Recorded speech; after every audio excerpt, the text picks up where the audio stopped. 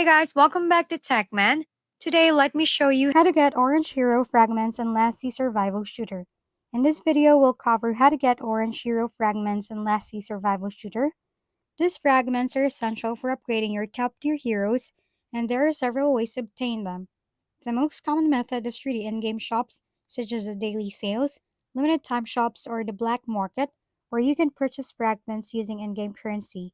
You can also earn them through subscription rewards, arena medals in the merit shop, and occasionally in the glory shop. Limited time events often provide fragments as rewards, including special bonuses like the Tyrant, while some fragments are available via hero recruitment or gacha draws.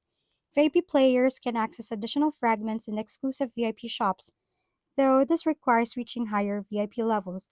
Overall, whether through shop purchases, event rewards, or gacha, orange fragments are widely available as you progress in the game, so keep exploring every system to collect them efficiently.